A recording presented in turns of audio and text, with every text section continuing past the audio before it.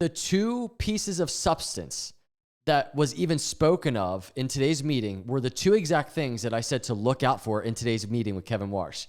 It's AI productivity and trimmed mean inflation measure. This is exactly the two pieces of substance that matter today, and it's what he talked about. With the war ending this week, as well as Kevin Warsh speaking just moments ago, and we're going to go over exactly what he said. There are two pieces of substance from this speech. It is incredible to me how many people are missing it. So many people just kind of attributing the entire thing as being hawkish. There was a hawkish dot plot. Everybody, it seems, missing the point of the speech. And I'm going to break it down for you exactly what Kevin Warsh was saying. Because what he is saying is look over here, while everybody else is continuously looking over here.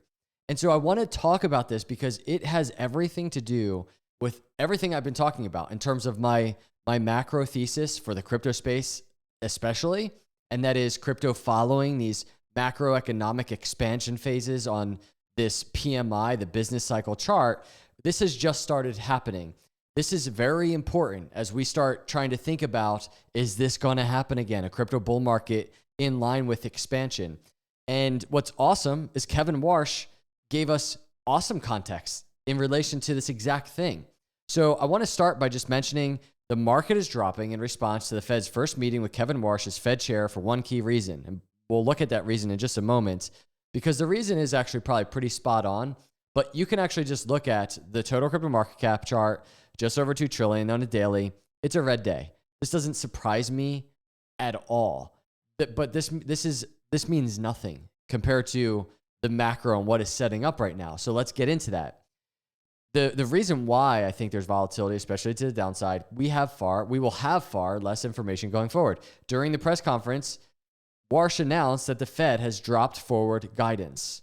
He even hinted that the dot plot could be changed or eliminated along with all forms of Fed communication, such as the policy statement and press conferences. Everybody cares about the dot plot. You know who doesn't care about it? And it is so clear? Kevin Warsh. Not only just kind of alluding to the fact that it just might go away, but wait until we just look at what he said about the dot plot and even about the members who were dot plotting. Wait until you see what he says. And keep in mind, as we go into the next days and weeks, let's watch Trueflation data. Let's watch the numbers, because watch how fast narratives will begin to change in relation to even the members that were dot plotting hawkish things. So I did this post, and maybe if you're on X, this is the post that you're actually reading right now. The Fed will never be the same, and Kevin Warsh is changing everything. That's not clickbait. This is what's happening right now. This is what he said today. Warsh appears to be laying the groundwork for Federal Reserve built for an AI-driven economy using new analytic methods, new data sources, and potentially an entirely new way of thinking about inflation itself. The two pieces of substance that was even spoken of in today's meeting were the two exact things that I said to look out for in today's meeting with Kevin Warsh. It's AI productivity and trimmed mean inflation measure. This is exactly the two pieces of substance that matter today, and it's what he talked about. Today, Warsh said it flat out. Inflation is a choice, and inflation is primarily determined by monetary policy. He's claiming total ownership of inflation and in the same breath rebuilding the tools used to measure and fight it. Because this is the purpose of today's meeting, to announce that they're basically rebuilding everything and they're redoing how they do everything. All the headlines that you see right now, they're old headlines because they're using old context and they're using the old traditional methods or assumption of those methods for the Fed. We're in a new world. Nobody has any idea now. But Kevin Warsh today gave us some hints. I said, of course, the market is staring at the headline, no cuts. That's the big headline, no cuts today, or dot plot leading toward a hike. Everybody hawkish about it.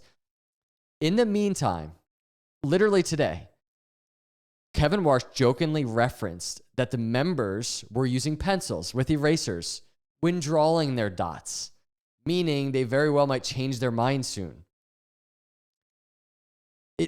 To me, it's clear as day what he's trying to convey, the message that he's trying to say. While all the headlines are just like, oh, the dot plot is hawkish, rate hikes. And Kevin Warsh is standing up there, maybe even a little passively. I know it's a little passive, but he's saying exactly what he thinks. The dot plot doesn't matter. Why are you focused on it? The dot plot doesn't matter. They were using erasers. This is all surface level. It'll take days, if not weeks, for headlines to catch up to what Warsh is trying to tell everyone. Regardless, Warsh discussed both things I thought he would today. AI productivity.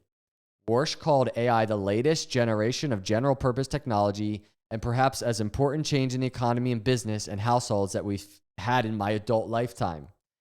Then the line that really matters. Over the long term, my conviction, and he goes on, the United States is a winner as we go down this. And I think what he's saying is we go down this path of AI and this AI productivity and growth.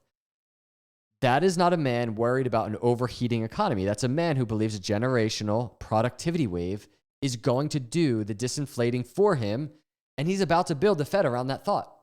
He's not going to stand up there and just say that, right?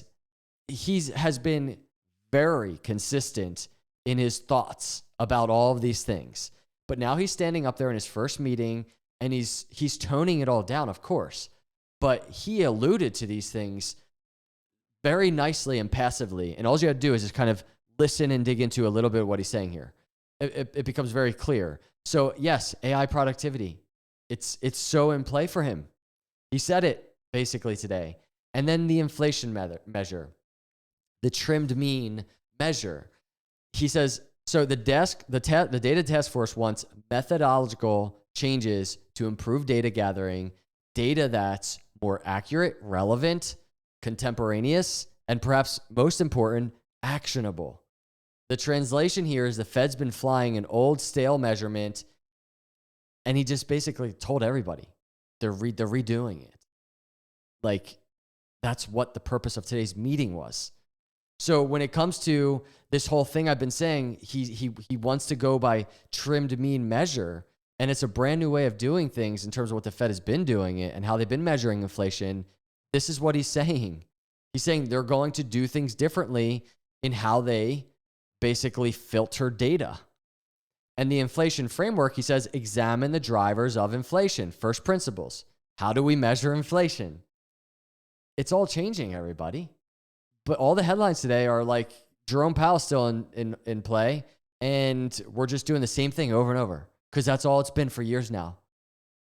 He's referencing trimmed mean measure without saying that's what it'll do. So here we are. AI productivity does the disinflating. New data catches it in real time, and the entire Fed framework is built around it. I got to upload this video that I'm recording right now. I think I can edit this post on X to add this video because I see the story coming together that I've been kind of, I've had my theory about. Now that he's standing up there saying these things, I think it just confirms what I've been saying. Literally, the substance of today was AI productivity and trimmed mean. That is measuring inflation differently, everybody. That is what's happening. Ignore all the headlines that are talking like Jerome Powell is still in office here. We are in a new world now.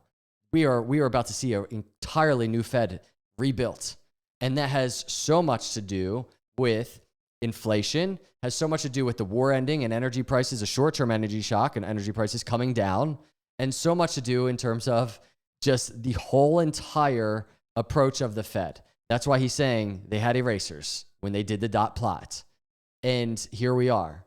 We are in this growth phase, the beginning of this growth phase. And by the way, I just want to remind you, this is Kevin Besson over here. This is from mid-May. He sees substantial disinflation, May 14th, ahead as Warsh takes over the Fed. So remember, while all of this is going on, Kevin Besson, the Treasury Secretary, said, I firmly believe that nothing is more transient than a supply shock.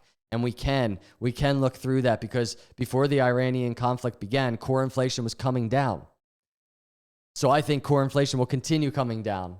And he's talking about basically when the war ends probably, and the war has just ended this week. And so keep an eye on the data. Keep an eye on the data that matters and this data that's coming in, and stop looking at the headlines because they are so surface level. That's my opinion. The way that I've been seeing this play out is really how I think it's coming together now, especially as we see Kevin Warsh up there talking. So these are my thoughts today, everybody. I wanted to go over this big meeting and what Kevin Warsh was saying and update on it because I've been covering it quite extensively. While oil still falling, let's continue to track how this plays out this week. Hopefully the deal gets signed. Everything is good to go. But right now, this is a trajectory that we're on. And if you're a crypto bull, it's not what's happening on today's daily chart, red candles, hawkish headlines. It's not that, everybody.